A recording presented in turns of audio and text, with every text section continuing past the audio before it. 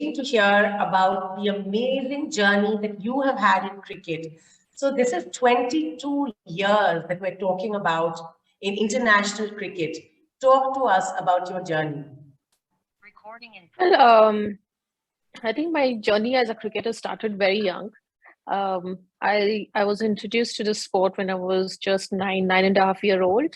I was tagging along with my brother to his cricket training, to his academy, and that's how I got introduced to the sport. And I never saw any girl in the academy. It was an exclusive boys camp. So I told my dad, I said, even I want to play like Bhaiya.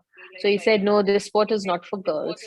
Uh, as a 9-year-old girl, you'd like, okay, your dad is told it's not meant for girls. So you just let it go. But my brother's coach, he would see like, okay, this young girl coming every day at 6 a.m. in the morning. Let me throw a few tennis balls at her. And probably he would have seen some talent in me. And then he was the one who suggested to my dad that it's better off if you focus on your daughter than your son. So I think that was the start of my journey as a cricketer. And I've played under 16, under 19 for the state. And things were very different way back in the 90s. I started in 1992, made my debut for India in 1999. And women's cricket was very different those days, and it's come a long way today where women's cricket is. I'm very fortunate to be part of the evolution and the growth of women's cricket in our country. So it's been I would say I've seen the ups and downs in the career, and learned a lot of life lessons on the field. And it's been a wonderful journey, I would say. Amazing. And what's the secret ingredient, that you would tell us that to stay on top for so many years, to stay ahead? I think the hunger to always be at the top, the hunger to learn and grow, to evolve as a cricketer, and that eventually also led to to evolve as a person also. And also being disciplined is what I think has helped me a lot to be very regimental in the sort of lifestyle that I've led in the last 20-25 years, sticking to a certain timetable. And that really helped me to compartmentalize my mindset and helped me to deal with different challenges that I've come across in my career. Wow, that's so inspiring. And I think the kind of challenges that you're talking about, as we continue to talk, we'll see how surmounting these obstacles is something that applies to all areas of life. It's sports and it's management or anything we do. And we've got some amazing players here who are going to ask you questions too as we go along. So tell us, between being a player and being a captain, which is more rewarding? I became captain very young when I was 21, 22-year-old. And my journey my journey as a player and a captain ran parallel. As I've made my debut, as I said, as a 16-year-old, but I became a captain when I was 21, 22. So since then, I've been leading India. So it has been a parallel growth. But over the years, I came to realize that, being a captain has helped me to become a better player. The responsibility has helped me to sort of understand, how I can shoulder the weight of the batting unit of the side. So I would say that, yes, being a captain is completely different to just a player. There's an added responsibility. There are many factors that as a captain you need to look into. As a player, you only are, have to just look after your game and how you can contribute to the team's performance or enhance the team's performance. But as a captain, there are so much that one needs to look into.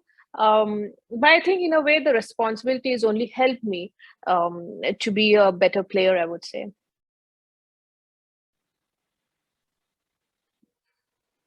Thank you. And we've got these students, cricketers who are here from a Go-Getters Academy in Kannur in Kerala, who will ask you questions later. And we also have got cricketers from Lucknow, and they are here also to ask you questions, and a lot of young people. But I'm going to pass on to my colleague Chirag Varti, who's the CTO of Lucknow Farmers Market, to ask you a few more questions. So thank you so much, Josna. Now, Mithali, you mentioned about being a captain's different and being a player's different, right? So about handling the pressure, being a captain, we've seen cricket matches on the screen on TVs, and there is enormous amount of pressure. There is people who are cheering for you, or they are cheering for the opposite team, and you have to. There is a performance pressure because the ball stops at you. You're responsible for things. And don't you feel anxious? Don't you feel nervous when you're under this pressure? How do you manage that bit?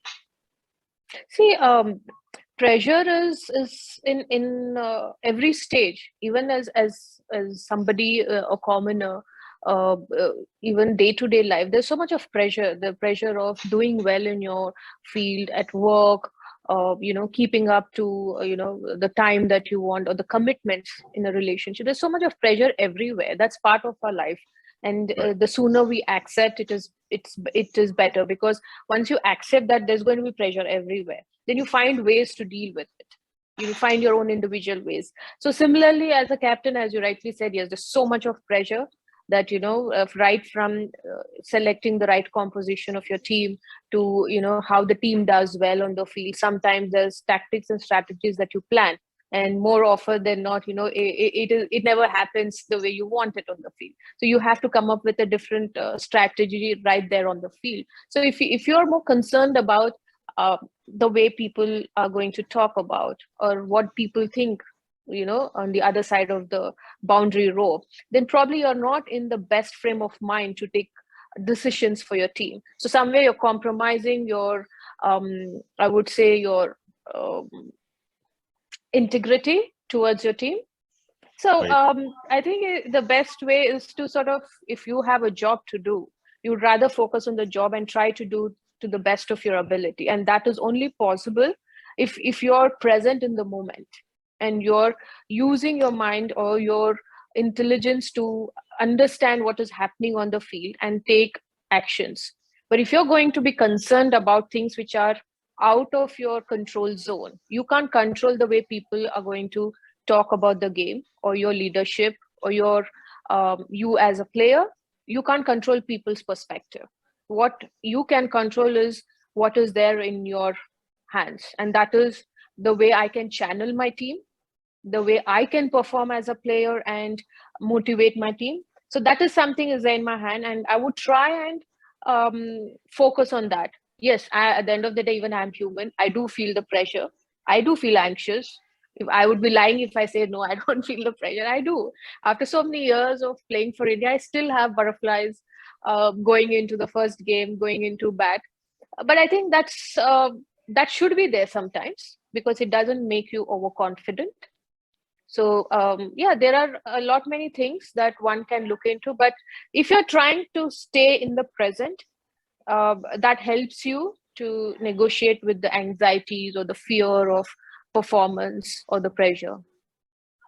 Perfect. I think that's the best advice. One of the best advices I think one can give everybody else, that stay in the moment and worry about the future or worry about the circumstances after the main thing is over. This is amazing. I had a friend who went into exam. He was a very intelligent chap, and he went into exam and always kept thinking that if I perform badly, I would have a bad grade. I would have a bad grade, then my whole career will tank. And if my career tanks, then I would retire as a peon or as a junior officer. So this loop would keep on going in his head, and because even though he was very intelligent, he would perform very badly in the exams. So I think this applies, as you mentioned, any relationship, any job, any aspect.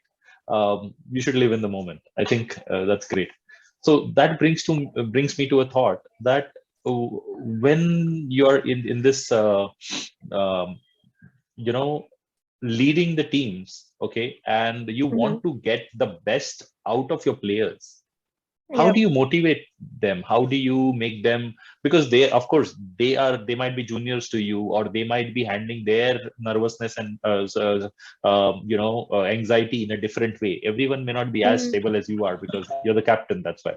So how do you motivate them? How do you must be having some, there will be moments where people must be so nervous that you would have to buck them up and say, okay, you can do it.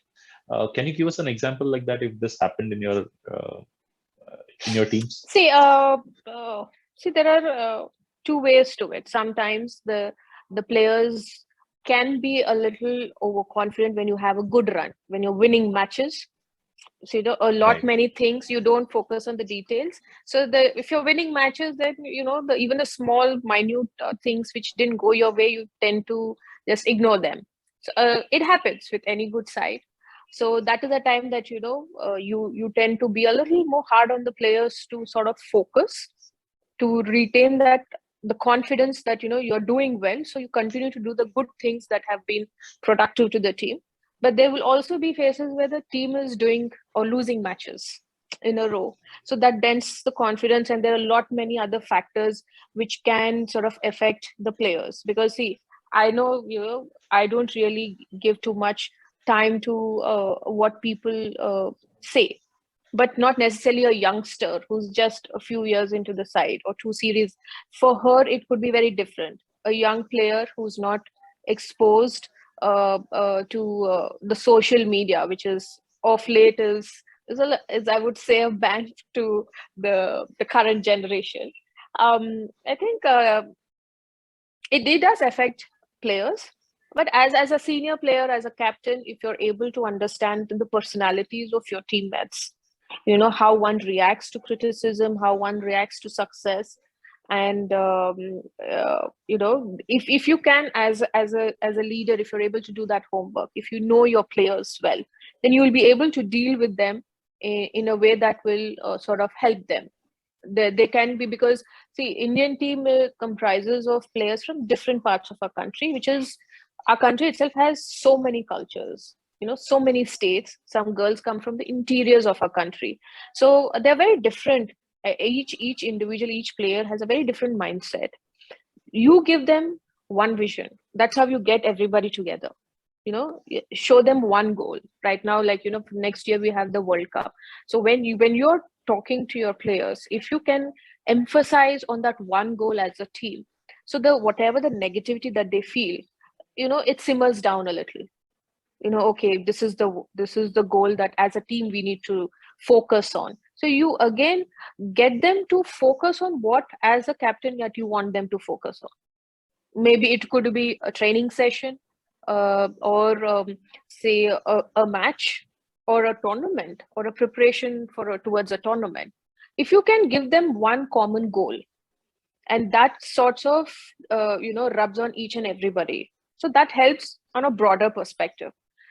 As a captain, if you have to look at, say, a couple of them may not have a good season, so how do you get them to get back into rhythm? Is that there are certain players who need a little hard talk, but there are also players you need to put your hand on the shoulder and say, I have your back, don't worry, everything. So this is something, as a leader, you need to do your homework, is to who needs what sort of a push.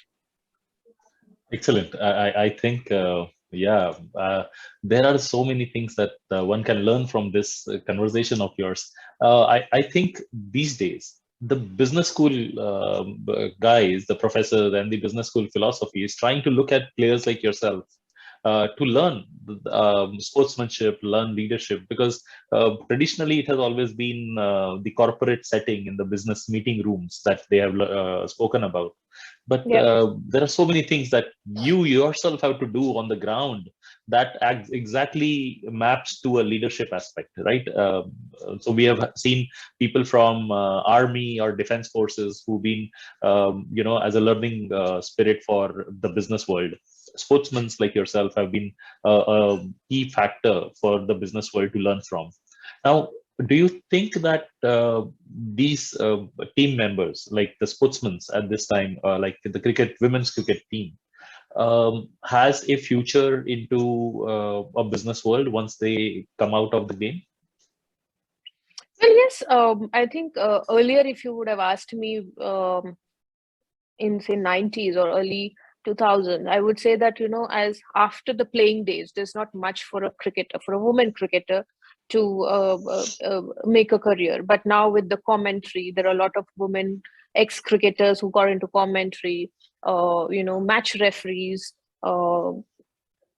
umpires, administration. So there are a lot many avenues which is opened for cricketers after their playing days. And definitely, yes, even in business, I would say, because see, when you're playing a team sport, there are a lot many things which are very common between the corporate world and a team sport like cricket, because even here you have a set of players under you. There also you'll have probably a group of people working under you. So there are so many things that is very common and similar. So that actually can help a sports person or to get into the corporate field, and they also get their own experience. The management skills that you learn playing in a sport, and in the spirit of losing and how you pull yourself back, how you deal with failures, the discipline of maintaining a good regimented lifestyle, because discipline is very important irrespective of whether you're an athlete or you're in corporate world. Even a common person in a day-to-day life has to be disciplined, because discipline is what gets your life on track. Discipline is not necessarily has to do with you get up in the morning and train. It can also be getting up on time early in the morning, eating your meals on time, keeping up the commitments of your meetings in your corporate world. So I think it channelizes a lot of good energy if you're very disciplined in your life, and that is something really helped me over these years, because if you're disciplined, you will be consistent, and you will not break down at the smallest of or a slight challenge, which comes in everybody's life. There are so many people who give up when the first hiccup they get. They give up. Oh, it's very challenging. That is because probably they're not too disciplined in their life. Excellent. I think there are so many learnings that everybody can take out of this. Thank you. I'll let Jyotsna take up some questions on our end. So before I hand over to Jyotsna, I see there are a lot of people who are raising their hand and trying to ask questions. So we have a question and answer session, guys. Okay, yeah. And we will be taking all your questions, whatever is possible in the given time frame. So put your questions, of course, on the chat, but we'll address it once we have had the conversation with Mithali. So Jyotsna, back to you. Thanks. Amazing. It's so interesting listening to this whole journey, Mithali, and how it actually applies to each one of us. And I think the point in your career that was so, heartfelt and touching was when you received the Khel Ratna. And, there's the note that you wrote that was published, which talks about the sacrifices that your player makes and, how you're happy you pushed yourself. So, we're happy that you're here, but I think, we want to hear about that journey along the way. Tell us something about the sacrifices you made and what you went through. Joe, I think as a cricketer, if I wanted to be a cricketer, so yes, if I have a goal, if I have a dream, it will be tested in terms of the challenges and the sacrifices, the priorities that you make in your life. I prioritized cricket over everything in life, but I also had a very good support system through my parents, through my coaches, my friends, and everybody have pitched in some way or the other to sort of make me the player that I am. The initial sacrifices, yes, because from an Orthodox South Indian family, so obviously the first challenge was at home. We were in a joint family, so most of my aunts and my grandparents didn't wanted me to be a cricketer. So my parents have to face that challenge of telling them that this the girl wants to play sport.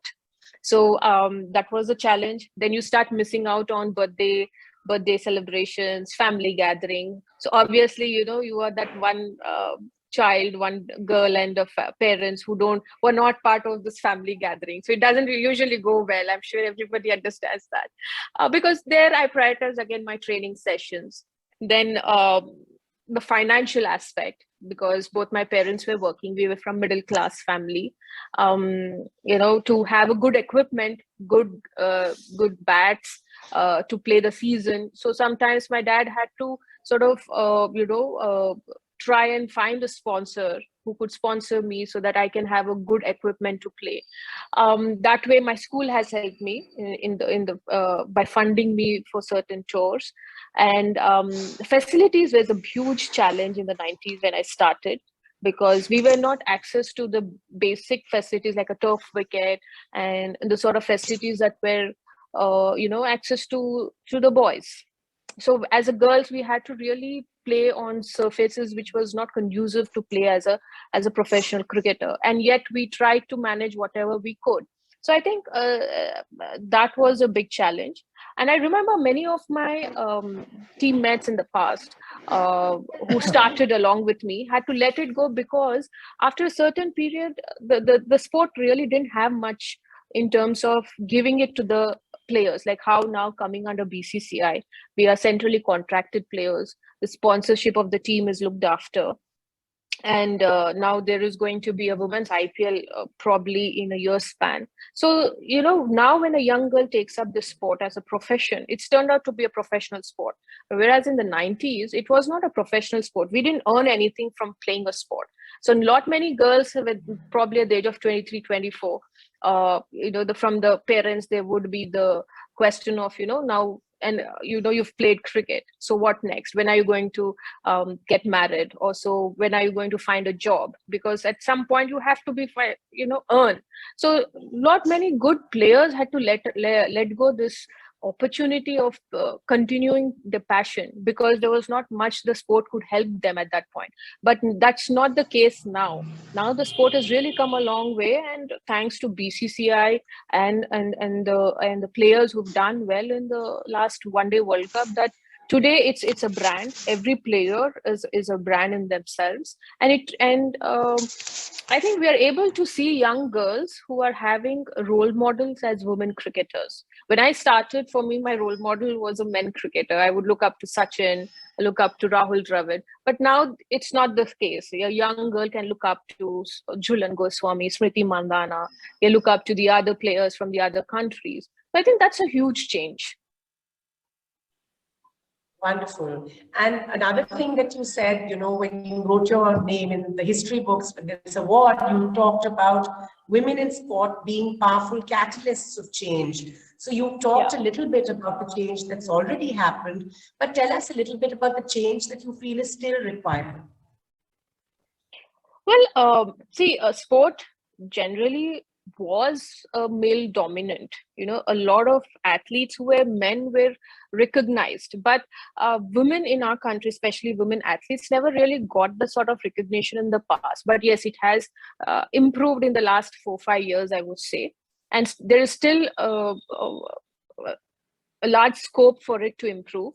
I think what we can change is the way people look at women athletes. I would say it is changing, but it can be much better.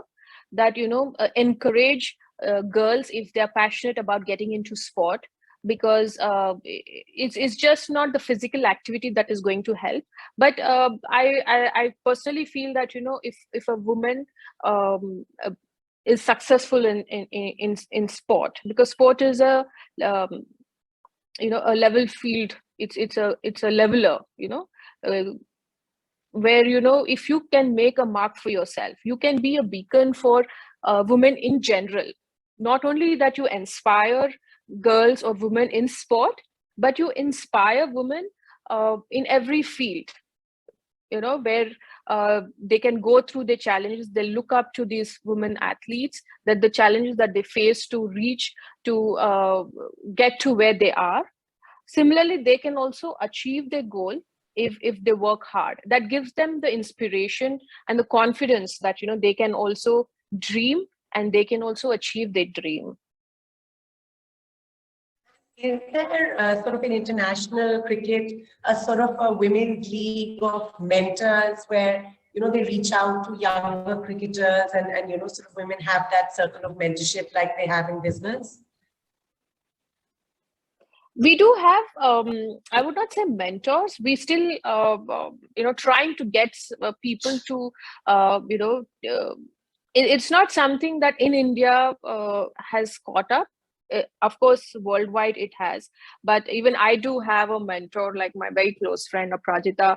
I'm able to share with her, confide in her, and she's able to help me as a third person. It's always important to have a different perspective from somebody, and I think having a mentor really helps in today's world. Not necessarily somebody from the sport, but anybody can be a mentor, provided you have the confidence to confide in them, and they are there to help you and give you a different perspective.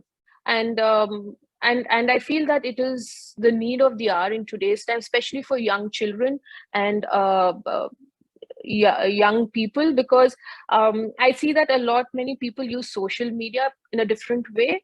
Yes, it is good that we are able, the connectivity improves, but it also comes with a flip side of many other things. So if you're able to sort of balance it out, then it helps, because it's important to know what's happening around the world, but at the same time, if you can cut out the negativity and try to focus on what really matters, and you need somebody to remind you that. And in that sense, yes, I think if young people have mentors to guide them, it will be brilliant, because we have so much of talent, so much of ability in our country. It's just about channelizing them in the right way.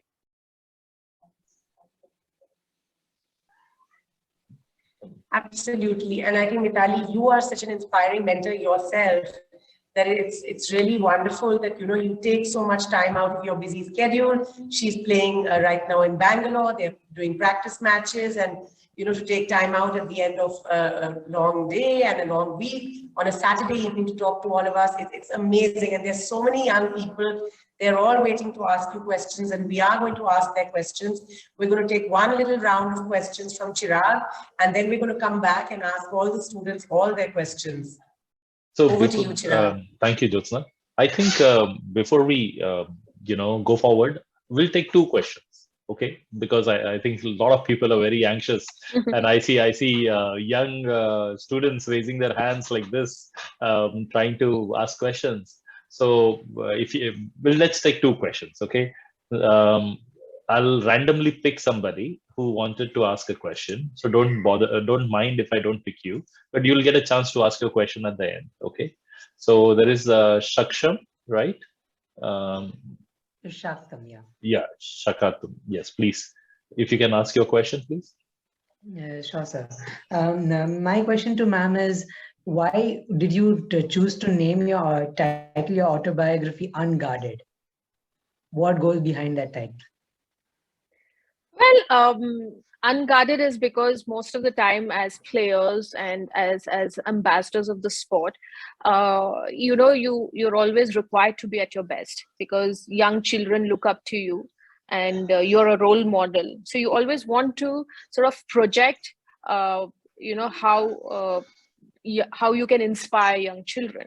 But at the same time, it's important that people understand that sports athletes and celebrities are also human, so they also have the vulnerable side. They also deal with many things, like anxiousness, anxiety, the pressure, sometimes the criticism, how it affects them.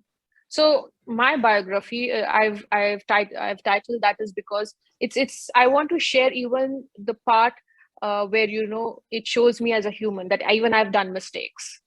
I've even my vulnerable side, to people to understand that nobody's perfect, and don't try to chase perfection.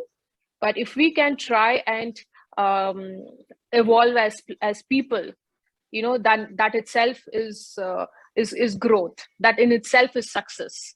Not necessarily the result has to be successful. Sometimes overcoming small challenges itself should be defining one person that it's a success for me. Excellent. Thank you so much for that insight.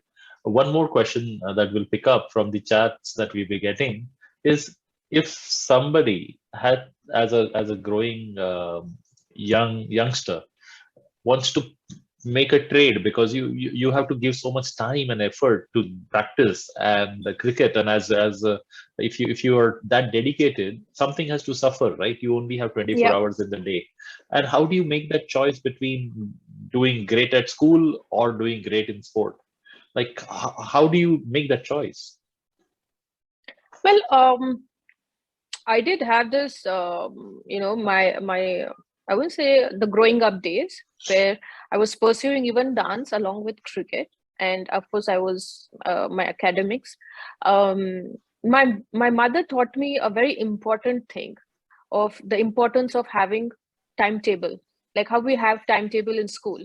Every half an hour to 45 minutes you devote for a particular subject. So she would make a timetable where the entire day is followed. You wake up and there is so much time for you to finish all your daily routines. Then you sit down for studies, an hour, maybe half an hour for dance practice, maybe 45 minutes for your cricket training.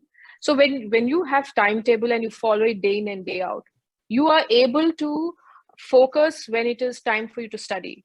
You don't think about dance. When I'm practicing dance, then I don't think about studies or cricket. So that helps me, as I said, compartmentalize.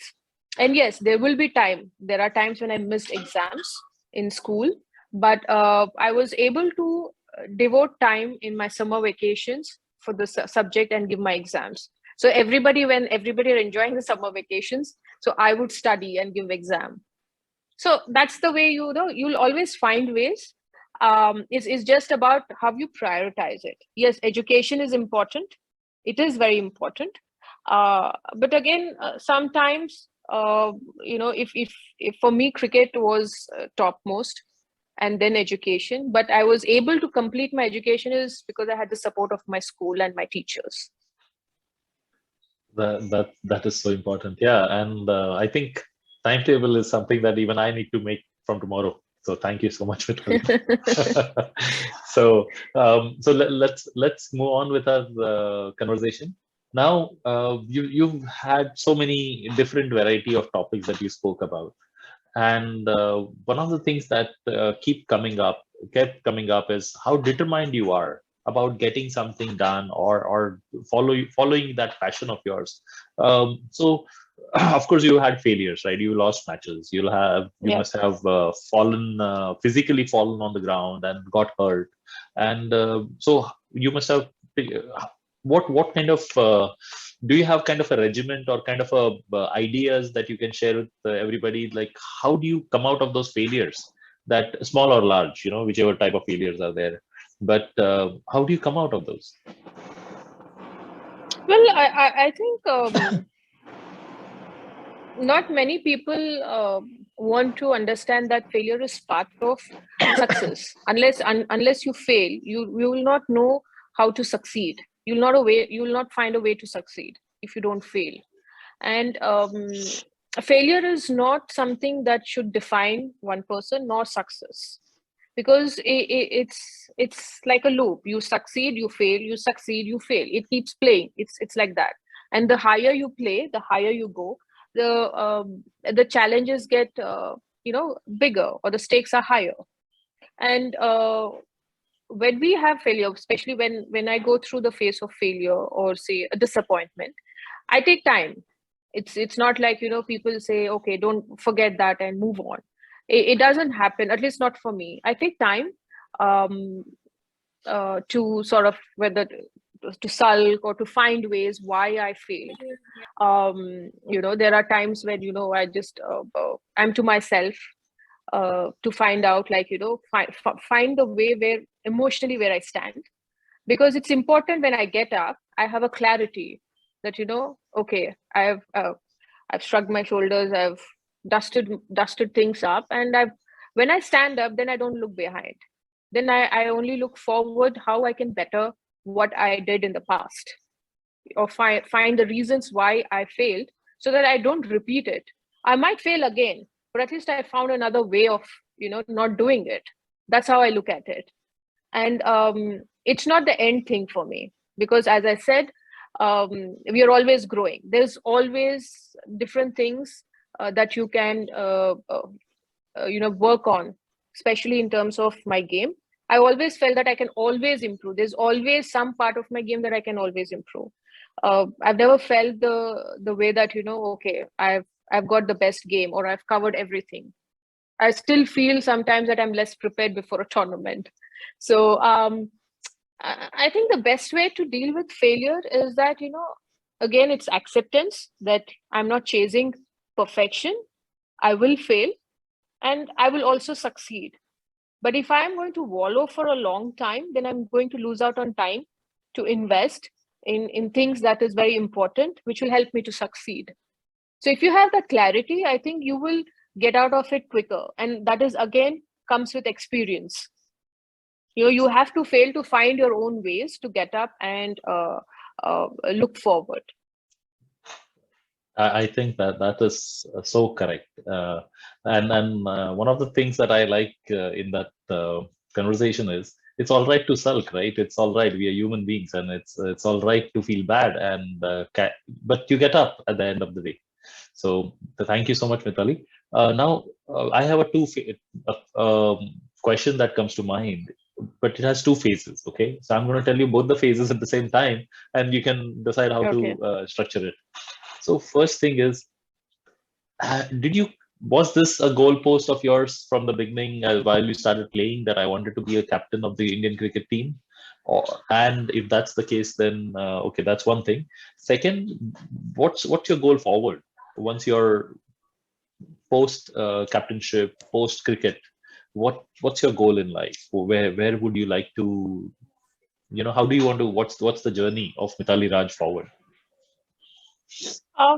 See, I think when I was young, my goals have always changed in the sense, when you achieve a goal, again you have another goal.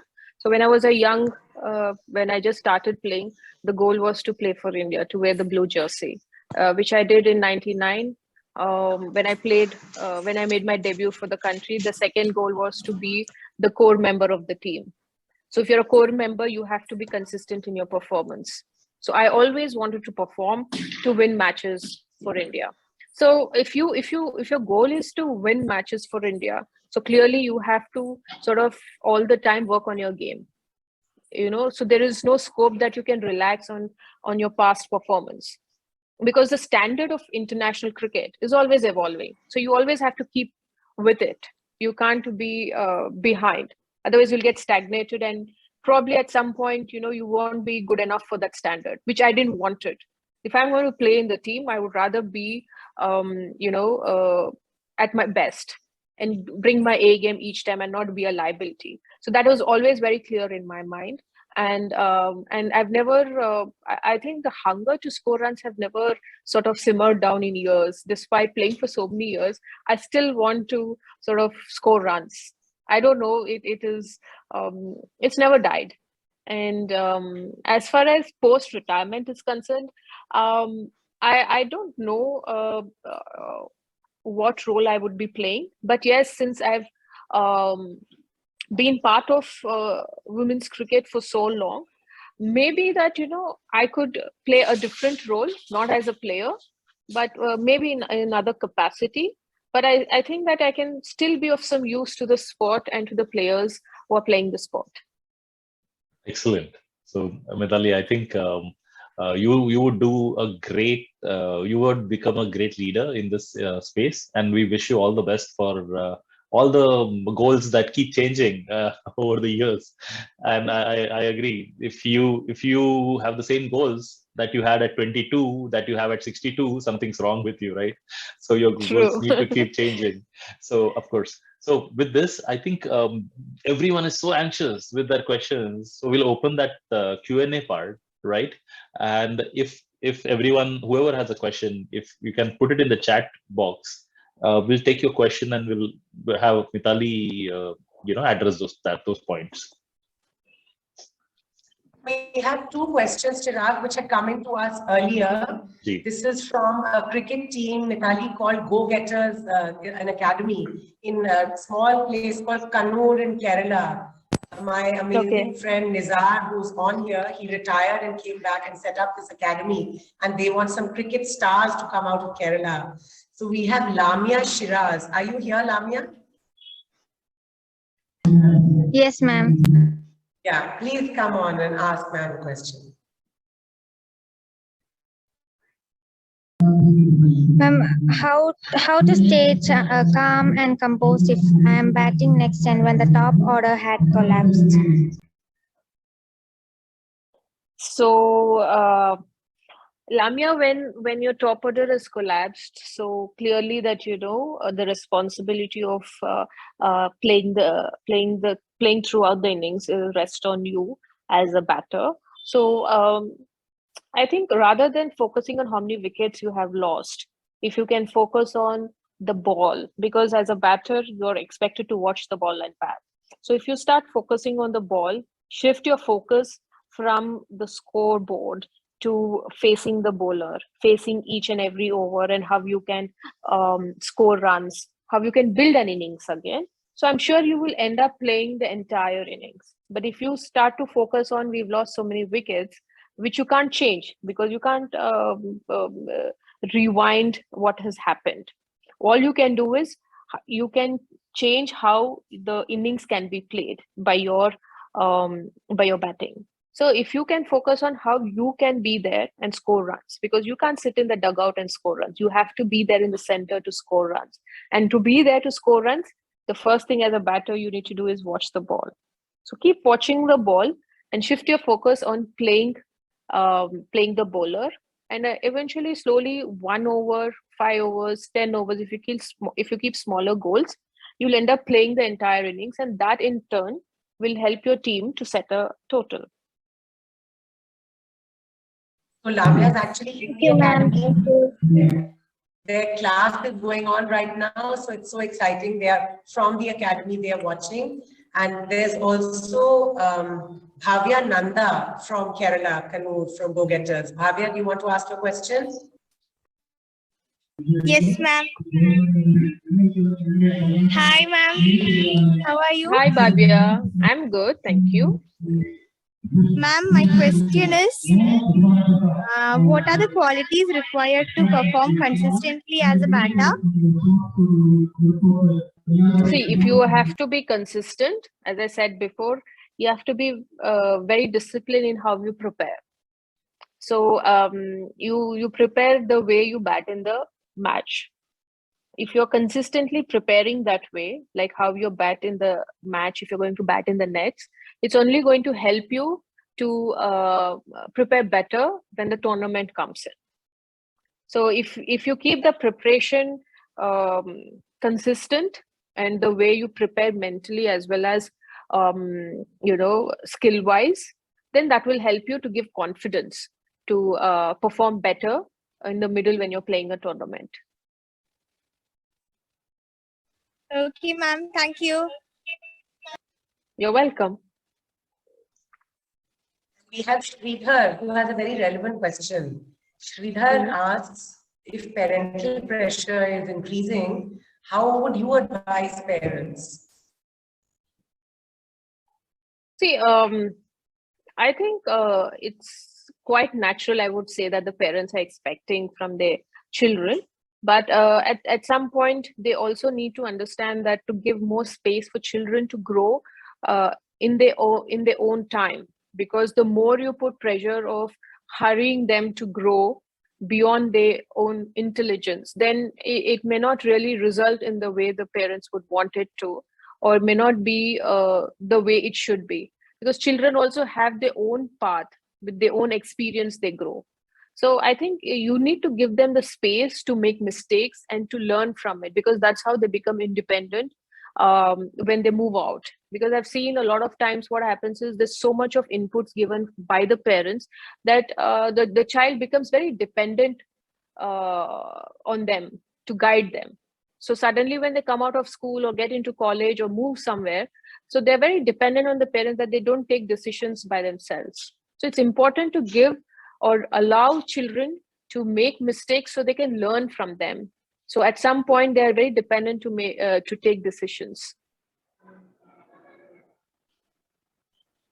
So Mithali, one question that we have from an adult is, how do we as a community, do our bit to encourage sportsmanship, to push our next generation towards to following the sport or creating a sport-like environment? Because as you can understand, if you see in the Olympics and other sports, we somehow don't get as many gold medals and the silver medals as the other countries do, because there is a different culture out there. They have been fostering that culture for years together. And of course, they forget about the infrastructure, but what can we do as individuals, like myself, Jyotsna, or anybody as an adult? What can we do? What would be that tip from your side for us to shape up the next generation?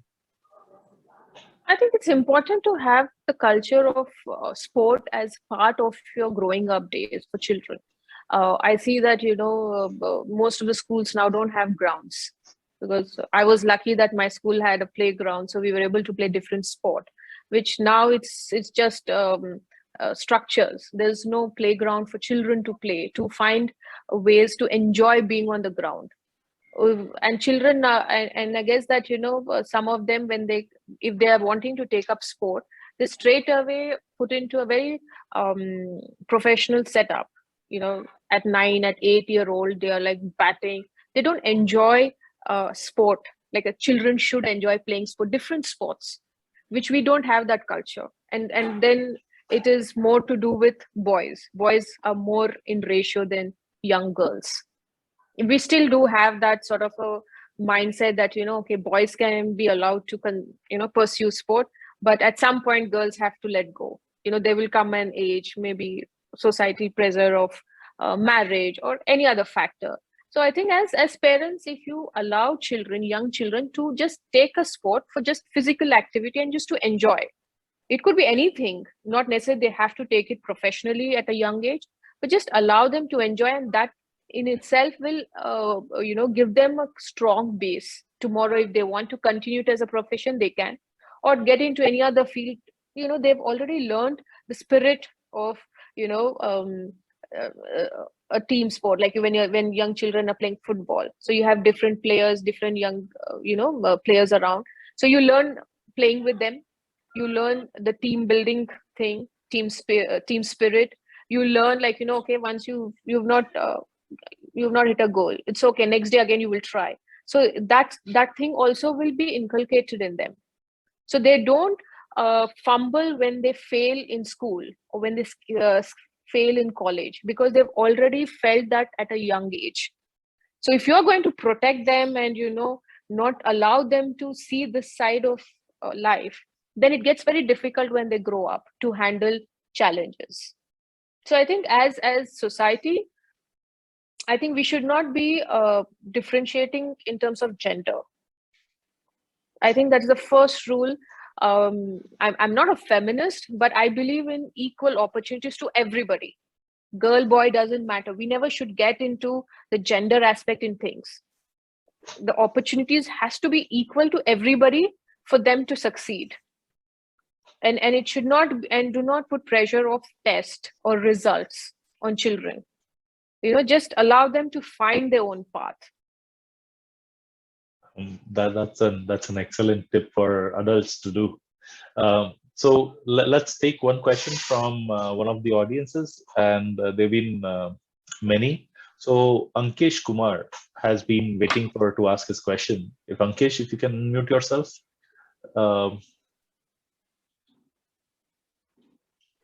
Ankesh unmute करना पड़ेगा. हाँ जी.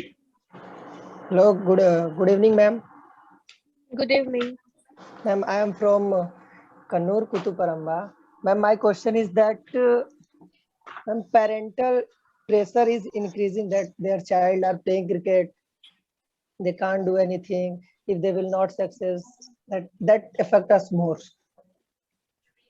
Ma'am, what's your views on that? See, I think it's just as I said, it is very natural for parents because they are worried about your future. So if you are passionate about something, yes, it is part. It's important that you be honest and sincere in your efforts, but at the same time, be more smart to understand. Do you see yourself playing good level of cricket? If you see yourself, if you think that you are ready for putting in the hard work, hard yards, sacrifice, prioritize your career, then I think you should give it a go. But if you think I don't know if I'm going to achieve my goal or not, then I think it is better you sort of get into a different field where you're confident that you will make something of your life. Because as parents, they will always want you to be financially secured. Security तो हर माँ बाप को होती है. लेकिन as a child आपके अपने patience हैं, लेकिन उस पैशन को आप अपने हार्ड वर्क और मेहनत सिंसियरिटी से करो. Okay, ma'am, one more question. Ma'am, what your views about failures? Ankesh, I think sorry to interrupt. In the interest of time, Ankesh, if I think if let somebody else ask a question, is that okay, Ankesh? Okay, sir. Yeah, because we are already at 6:30, nearing 6:30, and हमने सबको promise किया है कि Saturday evening हम उनको अपने family के साथ गुजारने देंगे. So if we keep Mithali as well here, it's not fair on our side, right?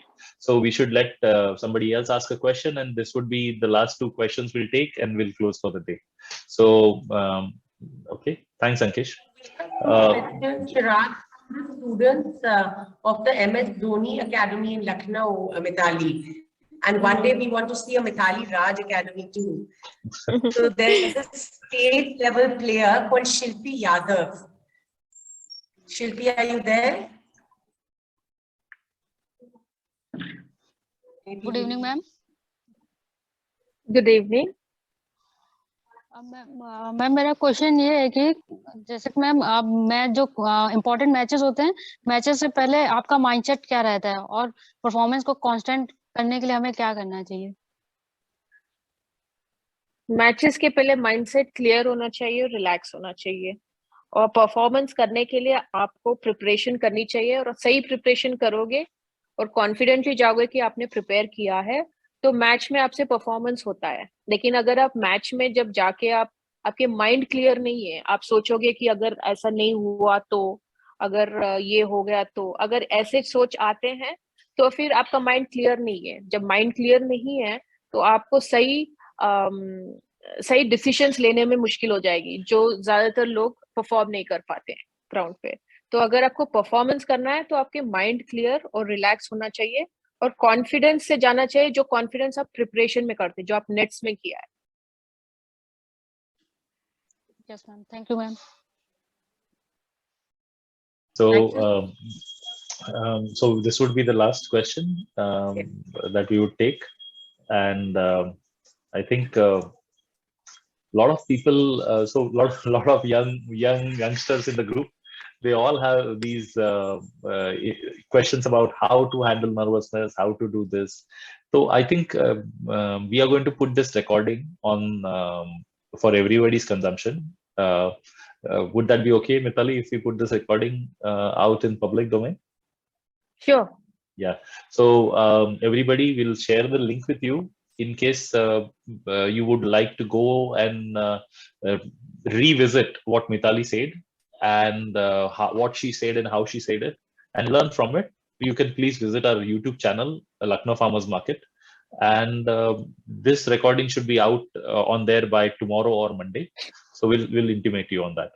Now, on the last question part, let's see what would be a question that nobody has asked before.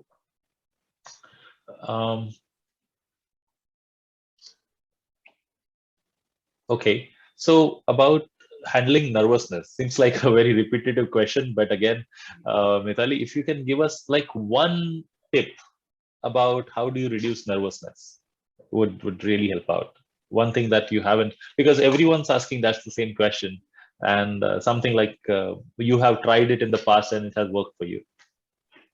I think nervousness stems from expectation of result. Usually, even I had as a young player, I would think like, okay, match mein mere se performance hoti ki nahi, whether I score runs or not. That's why you feel nervous. If I focus on the very thing that is going to fetch me runs, as I told to one of those young player, that as a batter, mujhe ball ko dekh ke khelna hai. You know, that's the focus I need. If I'm going to think the focus is bigger, कि क्या होगा, कौन देख रहा है, and all that. So the very thing that is going to fetch me runs, I will not focus on that.